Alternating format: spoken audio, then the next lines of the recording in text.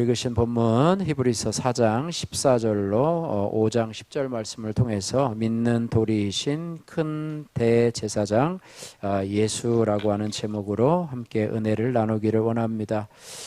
여러분은 혹시 내가 말하지 않았는데도 누가 먼저 내 마음을 알아줘서 위로를 받은 그런 경험을 가지고 있습니까? 이 시대는요, 이 아이들이나 또 청년들이나 어른들이나 또 노인들이나 위로가 필요한 시대인 것 같습니다. 누가 좀 나를 알아줬으면 좋겠고, 또 내 마음, 내 고민들을 좀 이렇게 들어줬으면 좋겠고, 나에게 정죄하고 하는 것이 아니라 좀 나를 좀 이해해 줬으면 바라는 그런 시대가 아닌가 이렇게 생각이 됩니다. 특별히 5월은 이제 행사가 많은 가정의 달이라고 얘기를 하는데요. 이제 오늘이 어린이날이고 또 이제 수요일 날이 어버이날, 또 스승의 날, 성년의 날도 20일에 있고요. 또 둘이 하나가 되라라고 해서 그 21일이 부부의 날로 정해져 있는데 또 아직도 많은 분들에게 홍보가 되지 않은 것 같아요. 이것도 이제 정식으로 이제 부부의 날 이렇게 국경일로 또 행사로 이렇게 정해지고 있는데요. 어쨌든 그렇습니다. 저와 여러분 모두가 위로받기를 또 원하고 또 위로를 해줘야 할 그런 위치에 있는 것 같습니다. 바라기는 저와 여러분들이 주님의 위로와 격려로 마음을 무장하시기를 주님의 이름으로 축복합니다. 우리가 어떤 말을 들을 때 참 위로가 될까 생각이 되는데요. 여러분들도 아마 나름대로의 노하우가 있지 않을까. 내가 이 말을 하면 상대방이 좀 위로가 되고 또 마음에 좀 평안을 갖는 것 같다 이렇게 했는데요. 곰돌이 천사단이라고 하는 이 동화책의 뒷표지에 나와 있는 그런 위로의 말입니다. 그 말들이 있는데요. 제가 한번 잠깐 인용을 해보면은요. 많이 힘들지 뭐 이런 말도 있고요. 괜찮아, 너무 걱정하지 마. 걱정하는 사람에게 괜찮아, 너무 걱정하지 마. 그리고 막 또 그 일을 또 마음에 염두에 두고 힘들어하는 자들에게 별일 아니니까 안심해. 뭐 이런 말도 좋고요. 또 기분이 많이 상해져 있다가 낙심되어 있는 사람에게 기분은 좀 나아졌어 라고 하면서 이리 와 안아줄게 라고 하는 이런 말들도 좋고요. 또 너무 고민하고 있는 자들에게 너무 고민하지 마. 또 자기 탓이라고 막 스스로 정죄하고 있는 자에게도 내 탓이 아니야. 함부로 자신을 깎아내리면 안 돼 라고 하고, 너는 아주 좋은 사람이니까 또 너무 신경 쓰지 마. 혼자 고민하느라고 많이 힘들었지 라고 하는 이런 말들. 그러니까 대체적으로 보면은요, 참 힘들어하고 있는 사람들이 위로받기를 원하는데 거기에 대한 어떤 해결책을 제시해 주기보다는 네가 이래서 힘든 거야. 네가 이렇게 하기 때문에 네가 지금 어려움에 당하고 있는 거야. 이렇게 써야지. 막 이렇게 하는 말보다는 많이 힘들지. 또 많이 어렵지, 많이 고민이 되지, 걱정하지 마, 내가 기도해 줄게, 뭐 이런 말들이 우리에게 위로가 되어준다라고 하는 것입니다. 오늘 믿는 도리이신 큰 대제사장 예수님에 대해서 우리가 크게 두 가지로 살펴볼 텐데요. 큰 대제사장 예수님께서는 특별히 우리를 동정하시는, 우리의 연약함을 동정해 주시는 하나님이시라 이렇게 말씀하고 있습니다. 특별히 4장 14절에서 16절 말씀에 보시면 그런 내용들이 있는데요. 특별히 오늘 15절 말씀, 4장 15절 말씀 앞부분에 보니까 이렇게 말해요. 우리에게 있는 대제사장은 우리의 연약함을 동정하지 못하실 이가 아니요. 그 다음도 같이 읽겠습니다. 모든 일에 우리와 똑같이 시험을 받으시니로되 죄는 없으시니라. 우리의 연약함을 동정하지 못하실 리가 아니요 라고 할 때 이 동정하다라는 말은요, 채울하다 혹은 사정을 알아주다 라고 하는 뜻을 가지고 있습니다. 하나님은 이 대제사장 되신 예수님을 우리 사람에게 보내주셨는데요. 이 땅에 보내주셨는데요. 그분은 부활하시고 승천하신 분이시고 하나님의 아들 되신 예수님이십니다. 또 그분에 대해서 우리의 연약함을 동정하신다고 그랬는데 그러면서 이어서 나온 말이 뭐냐면 모든 일에 우리와 똑같이 시험을 받으시니로되 죄는 없으시니라 있다 이렇게 말씀하고 있습니다. 우리의 연약함을 동정하려고 한다면 우리와 같은 위치에 있어야 되고 또 우리가 받은 그런 어려움들을 같이 경험한 그런 경험들이 있어야 되는데요. 하나님이신 예수님께서 우리의 육신의 모습을 똑같은 우리의 육신의 모습을 입고 이 땅에 오셨는데요. 특별히 마귀는요, 이 시험을 통해서 이 예수님으로 하여금 죄를 짓게 하려고 부단히 노력을 하는 것 같습니다. 왜 그러냐 하면은 예수님을 죄 짓게 하면은 예수님이 죄인이 되는 것이고요. 죄인이 되면 죄인이 죄인을 구원할 수 없기 때문에 마귀는 예수님을 시험을 통해서 죄를 범하게 하려고 한다. 그죠? 예수님께서 이 40일 동안의 광야의 금식을 마치시고 이제는 했는데 이 마귀가 시험하잖아요. 네가 만약에 하나님의 아들이거든 이 돌덩이를 병해서 떡덩이로 만들어 봐라 뭐라고 얘기를 하잖아요. 하나님의 아들 예수님이 그 정도야 못하겠습니까? 돌덩이를 변화해 떡덩이를 만들라. 그런데 지금 40일 동안 금식하고 줄이신 예수님의, 그러니까 40일 동안 금식하고 여러분 하루 이틀만 굶어도 배가 고프잖아요. 음식이 있으면 그거를 이렇게 탐하는 것이 우리 인간의 본성인데 예수님도 우리와 같은 똑같은 성정을 가지신 예수님이기 때문에 하루 이틀도 아니고 열흘도 아니고 20일도 아니고 40일 동안 금식하시고 지금 배가 고프신 상태에서 이 돌덩이를 명해서 떡덩이로 만들라라고 하는 것은 참으로 최고의 시험이라고 밖에 볼 수는 없어요. 그러면서 그 시험에 넘어가도록 올무를 놓고 있는 것이 바로 이 사단 마귀인데요. 그것을 보고 뭐라고 합니까? 예수님께서 사람이 떡으로만 살 것이 아니요 하나님의 입으로 나오는 모든 말씀으로 살 것이니라 이렇게 말씀을 하고 계신데요. 이것 외에도요 예수님께서는요 이 40일 동안 광야에서 밤낮으로 줄이면서 온갖 시험을 받으셨다 이렇게 기록을 하고 계세요. 그래서 우리와 똑같은 연약함을 가지고 시험을 받으신 예수님, 그래서 우리의 고통을 아시고 또 우리의 아픔을 아시고 또 우리의 연약함을 아시는 하나님이시다 이렇게 말씀을 하고 있습니다. 그래서 우리에게 되시는 큰 대제사장 예수님은요 우리와 똑같은 영과 혼과 몸으로 시험을 받으셨고 그 시험에서 승리하신 분이시기 때문에 시험 받는 자들을 도우실 뿐만 아니라 시험에 있는 자들을 긍휼히 여기시는 하나님, 특별히 우리의 연약함을 채울하시고 동정하시는 하나님이시다 이렇게 말씀을 하고 있습니다. 우리가요 얼마 전에 국회의원 선거가 있었는데요. 국회의원에서 300여 명 되는 사람들이 이렇게 국회의원으로 뽑혔는데요.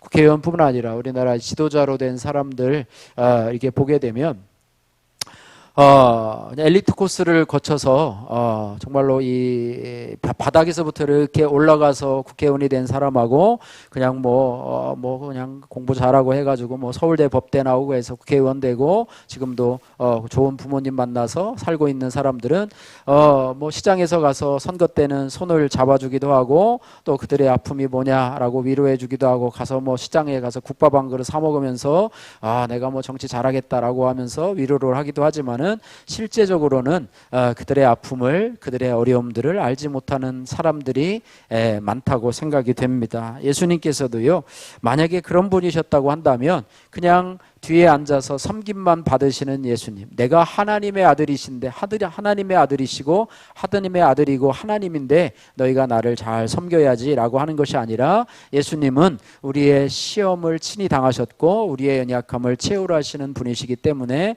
우리가 연약할 때마다 내가 너희의 아픔을 안다, 또 내가 섬김을 받으려 함이 아니라 도리어 섬기려 하고 나의 목숨을 너희의 대속물로 주려 함이라 이렇게 말씀하고 있고 또 제자들에게도 이렇게 말씀하셨어요. 나는 너희 가운데 섬기는 자로 있다 이렇게 말씀하고 있습니다. 그래서 사회 지도층에 있는 분들이 이런 섬김의 마음을 가지고 살아간다고 한다면 이 나라가 더 좋아지고 또 그들의 아픔을 알고 백성들의 어려움을 알고 국민들의 아픔을 알고 이렇게 하면서 통해서 정책을 운영하면서 더 좋은 나라가 되지 않을까 생각이 되는데요. 우리의 큰 대제사장 되신 예수님은 우리의 어려움들을 다 경험해 보신 하나님이시다 이렇게 말씀하고 있습니다. 그러면서도 뭐라고 얘기를 하냐면 죄는 없으시니라 이렇게 말씀하고 있어요. 우리가 히브리서도요 보면은 좀 조직 신학적인 그런 면들을 가지고 있어요. 신학에서 조직 신학이라는 게 있습니다. 그것은 좀 이제 성경을 분류를 해서 뭐 신론 또 뭐 인간론 뭐 여러 가지 이렇게 그런 조직적으로 나눠지게 되는데요. 히브리서도 좀 딱딱한 면이 있어요. 그래서 신론에서 볼 때 이 땅에 오신 예수님에 대해서 뭐라고 그러냐면 완전하신 하나님 또 완전하신 인간으로 얘기를 하고 예수님은요 인성과 더불어서 신성을 가지신 분이다 이렇게 말씀하고 있습니다. 그러니까 우리와 똑같은 육체를 입고 똑같은 영과 혼과 육체를 가지고 있다고 해서 우리와 똑같은 분이 아니세요. 예수님 나와 동급인 분이 아니세요. 예수님은 하나님이시고 하나님의 본체이시지만은 그 영광 보좌를 버리시고 이 땅에 오셨는데 그분은 이미 하나님이시지만은 우리와 똑같은 육신을 입고 이 땅에 오시기 전에는 하나님의 형상만 입고 계셨겠죠. 그러나 이제 동정녀 마리아를 통해서 이제 이 땅에 이제 성령으로 잉태되어서 이 땅에 오셨고 그래서 우리와는 동일하게 시험을 당하고 동일하게 연약함을 경험하셨지만은 그분은 그 안에 죄의 본성이 없으신 분이에요. 우리는 태어날 때부터 죄의 본성이 있잖아요. 그죠? 타락한 죄의 본성이 있잖아요. 예수님은 그 안에 그 인성 안에 죄의 본성이 없으신 분이에요. 그래서 시험을 당하게 될 때도 그것을 이길 수 있는 분이시라고 하는 것입니다. 그래서 그분은 우리의 연약함을 동정하시는 분이 바로 우리의 연약함을 동정하시는 분이 바로 우리의 큰 대제사장 되신 예수님이시라. 이렇게 첫 번째 우리가 한번 살펴보고요. 두 번째는 뭐냐면 오늘 5장 1절에서 10절 말씀에 보면 예수님은 영원한 멜기세덱의 반차를 따르는 제사장이라 이렇게 기록이 되어 있습니다. 오늘 이 멜기세덱이라는 말, 영원한 멜기세덱의 반차를 따르는 제사장이라 이런 말이 있는데요. 6절, 10절 말씀 같이 한번 읽어보겠습니다. 6절 말씀 같이 읽겠습니다. 또한 이와 같이 다른 데서 말씀하시되 내가 영원히 멜기세덱의 반차를 따르는 제사장이라 하셨으니 10절 말씀도 같이 읽습니다. 하나님께 멜기세덱의 반차를 따르는 대제사장이라 칭하심을 받으셨느니 예수님을 영원히 멜기세덱의 반차를 따르는 제사장이라라고 우리가 이제 특징을 두 번째로 생각을 해봤는데요. 그러면 도대체 멜기세덱이란 무엇인가? 멜기세덱은 도대체 누구를 얘기하는가? 또 반차는 뭔가? 뭐 이렇게 생각할 수가 있는데요. 11절에서 14절 우리를 조금 아까 10절 말씀 읽으셨는데요. 11절에서 14절 말씀에도 이렇게 말하고 있습니다. 11절 말씀도 한번 같이 한번 읽어볼까요? 멜기세덱에 관하여는 우리가 할 말이 많으나 너희가 듣는 것이 두나무로 설명하기 어려우니라. 도대체 무슨 말이냐? 너희가 듣는 것이 두나무로. 12절도 같이 한번 읽겠습니다. 때가 오래되었으므로 너희가 마땅히 선생이 되었을 터인데 너희가 다시 하나님의 말씀의 초보에 대하여 누구에게서 가르침을 받아야 할 처지이니 단단한 음식은 못 먹고 젖이나 먹어야 할 자가 되었도다. 그러면서 이는 젖을 먹는 자마다 어린아이니 의의 말씀을 경험하지 못한 자요. 14절에 단단한 음식은 장성한 자의 것이니 그들은 지각을 사용함으로 연단을 받아 선악을 분별하는 자들이니라. 이렇게 말하고 있어요. 예수 믿는 사람들 중에서도요 어린아이의 신앙이 있고 장성한 신앙이 있다라고 하는 것입니다. 그래서 멜기세덱에 관한 이런 지식들을 이해하고 깨닫는 자는 장성한 자, 어린아이는 이 부분을 말하여도 깨닫지 못한다. 이렇게 우리 히브리서 기자는 말을 하면서요. 멜기세덱의 반차를 받은 자라 이렇게 말씀하고 있습니다. 우리가 알아야 될 것은요. 구약의 제사장들은 사람에게서 뽑은 제사장들의 그 부류에는요 아론의 계열의 제사장이 있어요.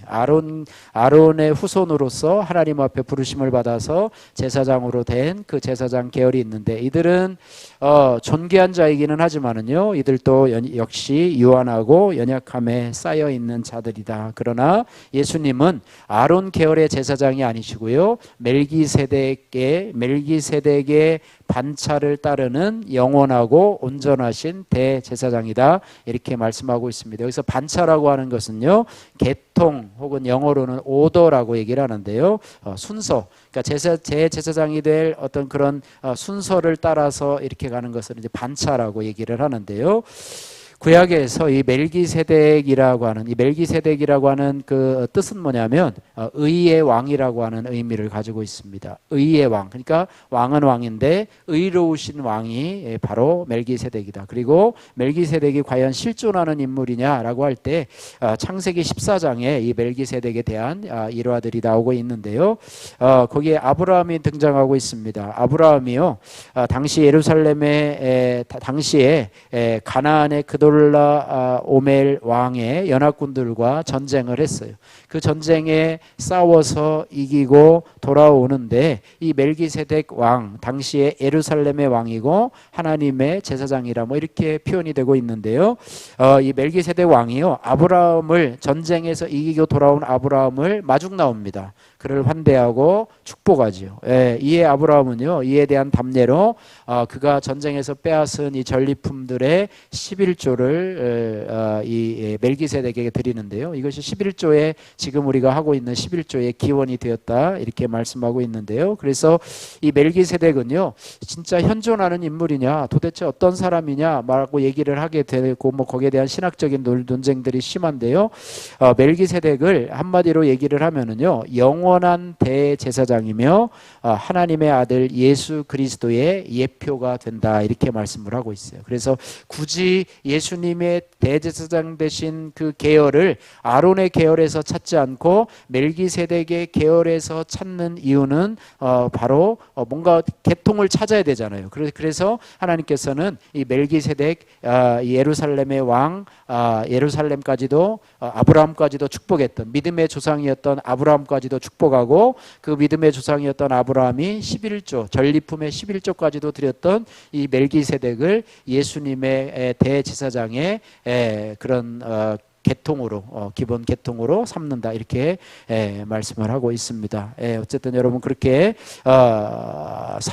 이해해 주시면 좋겠고요. 어쨌든 인간으로서 구약시대에 뽑았던 제사장은 연약해서 자기 자신도 자신의 죄를 해결해야 됐고요, 자기 스스로를 위해서도 하나님 앞에 속죄제를 드려야 됐고, 또 백성들을 위해서도 속죄제를 드려야 됐다, 이렇게 말을 하지만, 예수님께서는 영원한 대제사장으로서 스스로가 제물이 되어 주셔서 영원한 속죄를 이루시는, 그리고 자신을 위해서가 아니라, 자신은 죄가 없으신 분이기 때문에 스스로를 위해서 속죄 제물을 드리시는 것이 아니고요, 십자가에서 속죄제물을 드리신 것은 자신을 위해서가 아니라 죄를 범한 온 인류를 위해서 드리셨다라고 하는 그런 차이점을 가지고 있다라고 하는 것을 우리가 기억해야 할 것입니다. 그래서 두 가지로 큰 대제사장 되신 예수 그리스도를 설명했는데, 첫 번째는 우리의 연약함을 동정하시는 예수 그리스도, 우리와 함께 우리와 동일한 시험을 받으셨지만 죄는 없으신 분이시다. 두 번째는 영원한 멜기세덱의 반차를 따르는 인간 제사장의 반열이 아닌 영원한 멜기세덱의 반차를 따르는 그분이 바로 영원한 예수 그리스도, 우리의 대제사장이다, 이런 부분을 생각을 했고요. 그러면 우리가 이런 큰 대제사장 되신 예수님을 따라가는 삶을 살려면 우리가 어떤 삶을 살아가야 되느냐, 우리가 간단하게 세 가지로 살펴보기를 원합니다. 첫 번째로는 우리가 한번 따라해 보세요. 그분께 담대히 나가야 합니다. 오늘 4장 16절에 보면은요, 은혜의 보좌 앞에 담대히 나가야 할지니라, 이런 말씀이 있습니다. 오늘 16절 말씀 같이 한번 읽겠습니다. 그러므로 우리는 긍휼하심을 받고 때를 따라 돕는 은혜를 얻기 위하여 은혜의 보좌 앞에 담대히 나갈 것이니라. 아멘. 은혜의 보좌 앞에 담대히 나갈 것이니라. 저도 기도할 때, 새벽에 기도할 때도, 하나님 오늘도 우리가 은혜의 보좌 앞에 담대히 나갈 수 있는 은혜를 은혜를 베푸심을 감사드립니다. 이런 기도를 늘 하게 되는데요.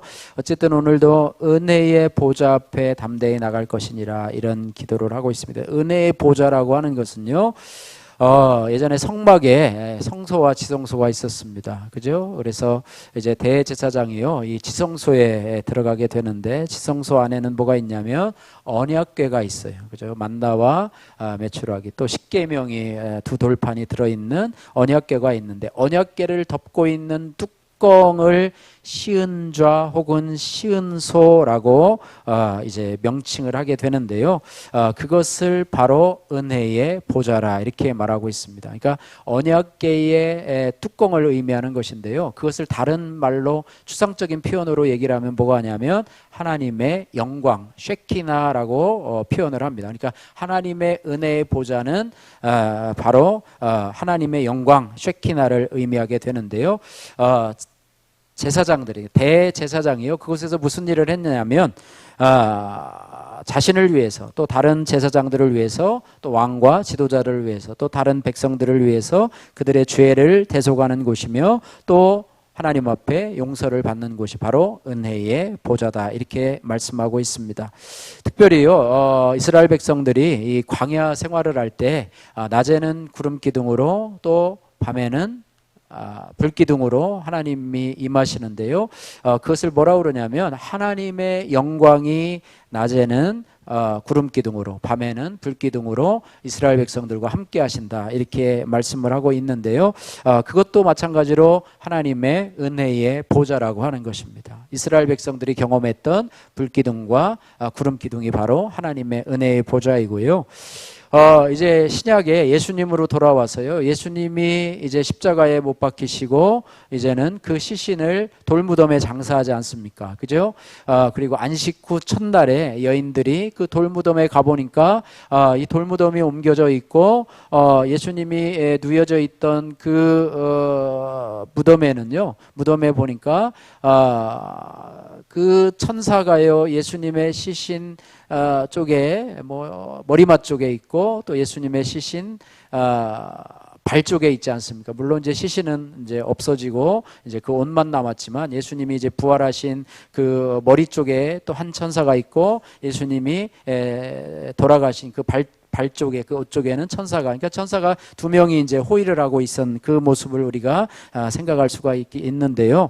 어쨌든 이 모습이 바로요, 그 언약궤 뚜껑의 그 뒤편에는 뭐가 있냐면 그 하나님의 천사, 구룹이라고 하지요. 그 두 천사가 날개를 펴서 호위하고 있는 모습이 나타나게 된다라고 하는 게, 언약궤를 두 천사가 이렇게 날개를 펴면서 호위하고 있는 모습인데요. 이것이 마치 부활하신 예수님, 그죠? 예수님이 시신에 놓여 있던 자리에 머리 쪽에는 한 천사, 또 다리 쪽에 한 천사가 호위하고 있는 모습이 바로 은혜의 보좌라 이렇게 표현을 하게 되는데, 그래서 결국은요, 은혜의 보좌가 누구냐? 바로 부활하신 예수님을 의미한다는 거예요. 여러 가지로 설명을 드렸지만은요, 그래서 우리가 큰 대제사장 되신 예수님을 따라가려면 우리가 은혜의 보좌 되시는 예수님 앞에 담대히 나가야 된다 이렇게 말씀하고 있습니다. 그래서 오늘 16절 말씀에 보면,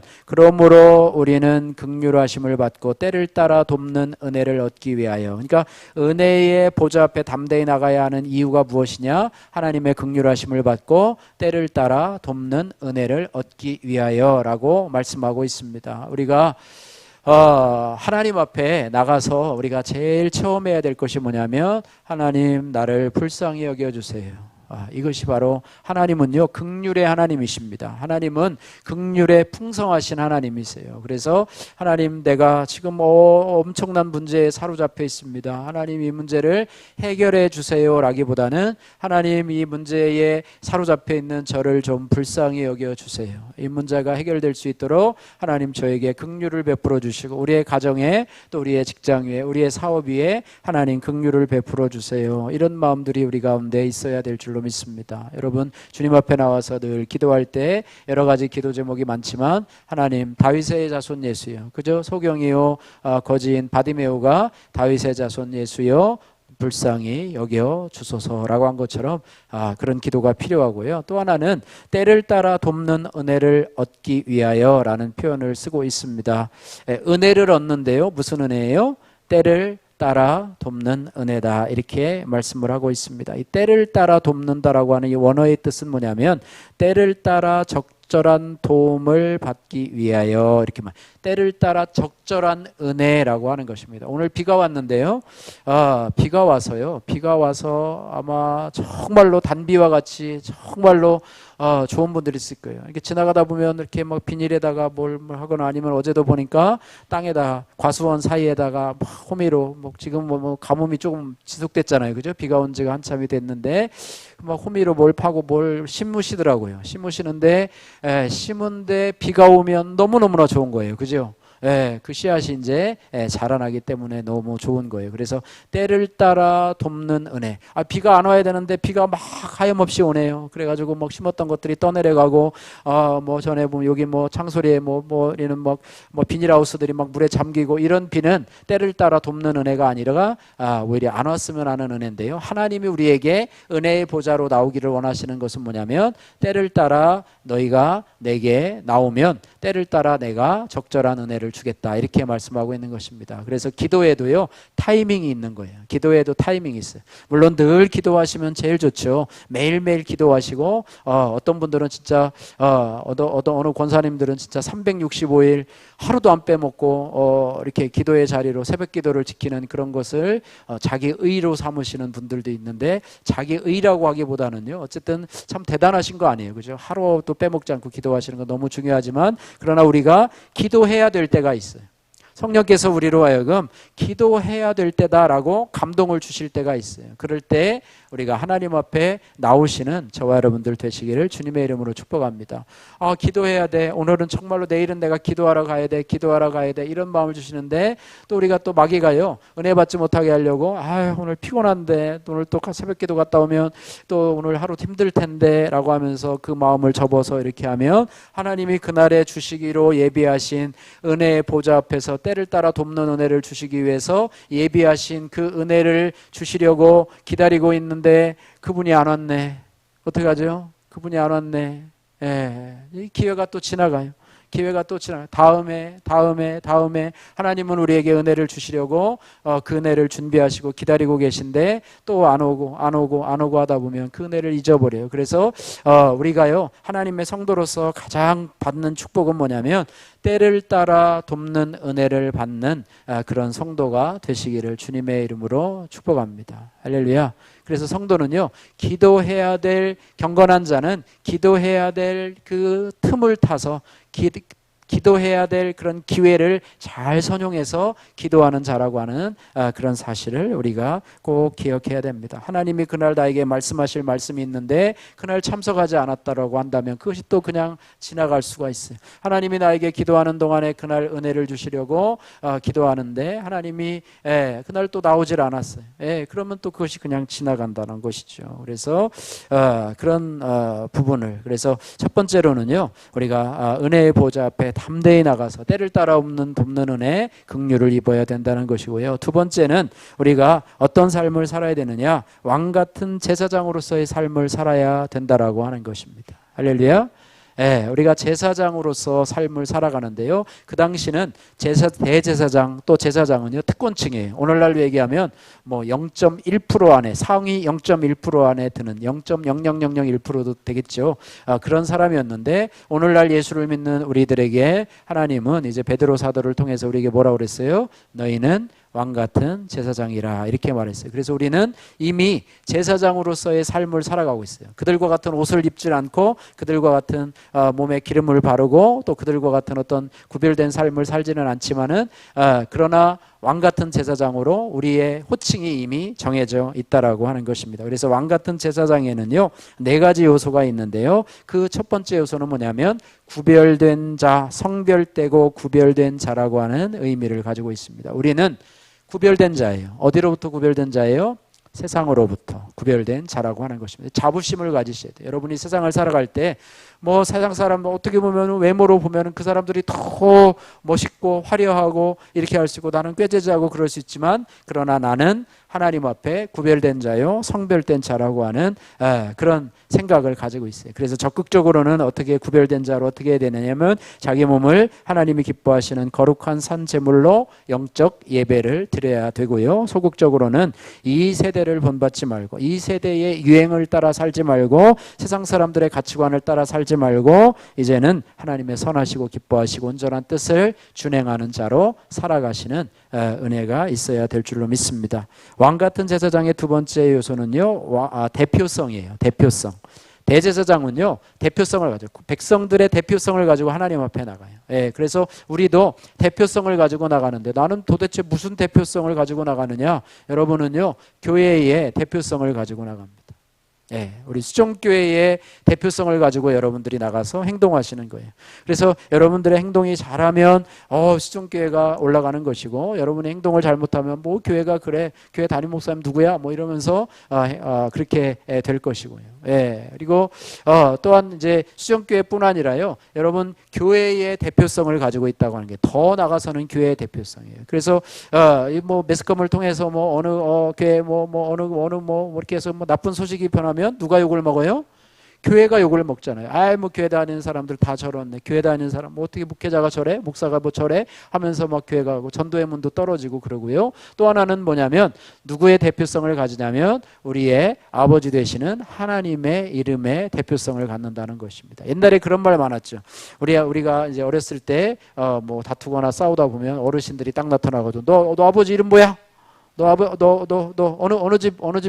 어느 집 자식이야? 뭐 하면서 아버지 이름 뭐야? 그래요. 아버지 이름 누구라 그러면 그 다음부터 이제 뭐 내가 잘못했으면 누구의 이름이 욕 먹어요?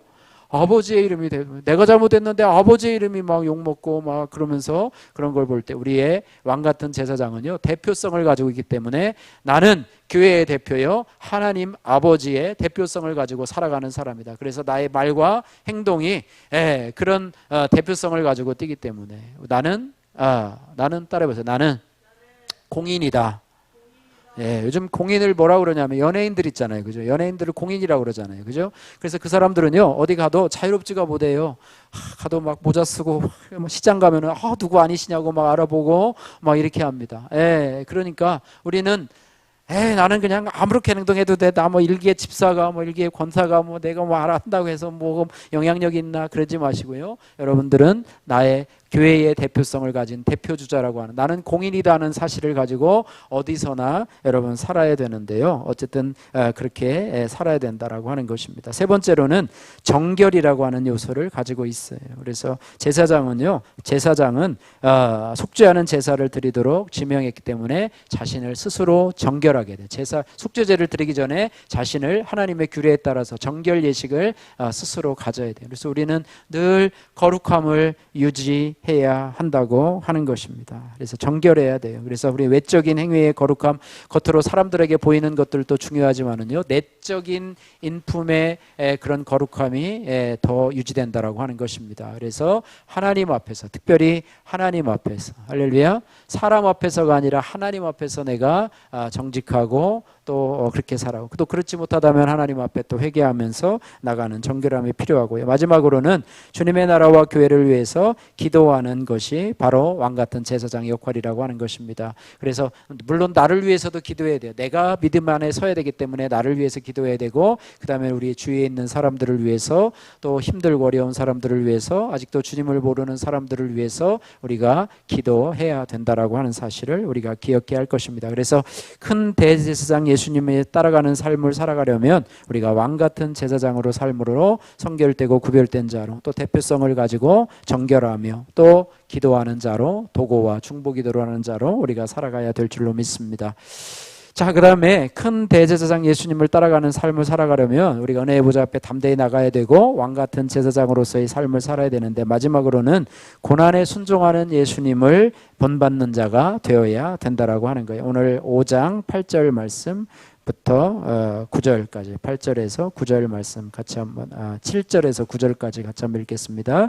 그는 육체에 계실 때에 자기를 죽음에서 능히 구원하실 이에게 심한 통곡과 눈물로 간구와 소원을 올렸고 그의 경건하심으로 말미암아 들으심을 얻었느니라. 그가 면서도 받으신 고난으로 순종함을 배워서 온전하게 되셨은즉 자기에게 순종하는 모든 자에게 영원한 구원의 근원이 되어 되시고. 할렐루야. 예, 아들이시면서도 받으신 고난으로 순종함을 배웠다, 이렇게 말씀하고 있습니다. 예수님의 삶은요, 고난의 삶이에요. 그죠? 하나님이시면서 이 땅에 오셔서 대접받는 삶이 아니었고, 이 땅에 오셔서 멸시와 천대와 고난을 받으셨고, 우리를 위해서 일을 하셨음에도 불구하고 최후 결과는 비참한 십자가의 고난을 겪으셨어요. 그런데 하나님께서는 이 예수님이 이 땅에 오시면서 무슨 사명을 맡겼느냐면 죄 없는 저들을 위해서 십자가를 지라고 하는 사명을 맡기셨어요. 그런데 예수님께서도요, 이 땅을 살아가시면서 우리 연약한 모습이었기 때문에 아버지여, 할 수 있거든 이 잔을 내게서 옮기시옵소서. 그러나 아버지의 원대로 마옵시고 내 원대로 마옵시고 아버지의 원대로 되기를 원합니다. 그렇게 하셨어요. 그래서 정말로 땀방울이 핏방울이 되도록 기도하시면서 심한 통곡으로 하나님 앞에 기도를 올려드리면서도 결국에는 무엇을 하셨냐면 결국에는 순종을 하셨어요. 결국에는 십자가를 지시는 순종을 하셨고 십자가의 고난을 감당하시는 순종을 하셨다라고 하는 것입니다. 그래서 하나님은요, 왕같은 제사장, 또 우리가 그 큰 대제사장 되시는 예수님을 따라가는 저희들에게도 이 땅에 여러 가지 고난들이 있어요. 여러분 삶, 또 우리의 삶에도 여러분의 뜻대로 잘 되어지고 여러분의 계획한 대로 다 되면 얼마나 참 좋겠습니까? 그죠? 이 땅이 천국이지요. 그러나 우리의 계획대로 안 되고 우리의 삶 속에서 내가 어찌할 수 없는 고난들이 다가오는데요, 이러한 고난을 주신 이유는 무엇인가? 우리로 하여금 예수님처럼 순종을 배우기 위해서. 할렐루야. 우리가 그것을 통해서 하나님의 뜻을 배우고, 고난을 통해서 하나님의 말씀을 배우고, 고난을 통해서 우리가 인격이 연단됨으로써 이제 내 생각이나 내 뜻이 아니라 하나님의 뜻을 이루는 자로 이 땅을 살아갈 수 있기 위해서 우리에게 고난을 주시는 거예요. 그래서 고난당함이 내게 유익이라, 이로 인하여 내가 주의 율례를 배우게 되었나이다. 나의 가는 길을 오직 그가 하시나니 나를 단련하신 후에는 내가 순금과 같이 나오리라, 이렇게 말씀하고 있어요. 여러분, 단련하시는 것, 하나님이 여러분들을 더욱더 순종의 도구로, 또 사명의 도구로 사용하시기 위하심을 여러분 기억하시면서 힘들고 어려운 상황에 여러분 불평하거나 원망하거나 또 믿음의 돌이 되신 예수님을 떠나지 말고 그 앞에 붙어 계시면서 여러분 하나님 앞에 묵묵히 나가시면서 살아가시는 그 자체가 바로 우리 믿음의 길임을 고백합니다. 여러분, 잘 되고 기도해서 잘 되고요, 또 기도해서 우리 자녀들이 축복받았고, 내가 새벽마다 열심히 기도했더니 우리 자녀가 원하는 거기 직장에 들어갔어. 내가 하나님 앞에 금식하면서 기도했더니 우리의 가정이 복을 받아서 이렇게 돈을 많이 벌게 되었어. 그런 기복적인 신앙으로서의 신앙은요, 그건 온전한 신앙이 아닙니다. 내가 구했더니 하나님이 이렇게 줬어. 내가 기도했더니 이렇게 됐어. 그러나 내가 기도했더니 내 삶에 고난이 와, 우리 자녀들이 어려움이 와, 우리 삶에 어려움들이 와. 그러면 하나님이 나를 사랑하지 않은 건가? 하나님이 내 기도를 안 들어주셨는가? 저 가정은 왜 잘 되는데 우리 가정은 왜 이래? 이렇게 하면서 불평하고 원망해서 떠나는 것이 마귀의 뜻이라면요, 하나님은 그 고난을 통해서 예수님에게도 그런 많은 고난 받을 이유가 없으신 예수님이신데도 고난을 주신 이유는 십자가에 결국에는 순종하시기 위해서, 온 인류를 구원하시기 위해서. 여러분, 고난 받으시면서 여러분이 더 성숙하시기를 주님의 이름으로 축복합니다. 고난 받으시면서 여러분이 더 깊어지시기를 바라고, 여러분들의 아량이 더 넓어가고 다른 사람들을 더 채우라고, 다른 사람들을 더 이해하고 넓어지고 위로하시면서 주님이 우리를 위로하듯이 우리도 여러분 주위에 있는 사람들을 위로하고 격려하고 새 힘을 주는 사람으로 나가시기를 주님의 이름으로 축복합니다. 말씀을 정리합니다. 하나님은 우리에게 큰 대제사장 되시며 우리의 믿음의 도리이신 예수 그리스도를 우리에게 허락해 주셨어요. 그래서 우리가 그분을 어떻게 따라가야 되느냐? 긍휼하심을 받고 때를 따라 돕는 은혜를 받기 위해서 은혜의 보좌 앞에 담대히 나가시는 은혜가 있기를 주님의 이름으로 축복합니다. 또한 왕같은 제사장으로서 우리의 삶을 살아가시기를 소원하고, 또 고난으로 순종함을 배워서 영혼 구원의 사명을 감당하시는 저와 여러분들 되시기를 주님의 이름으로 축복합니다.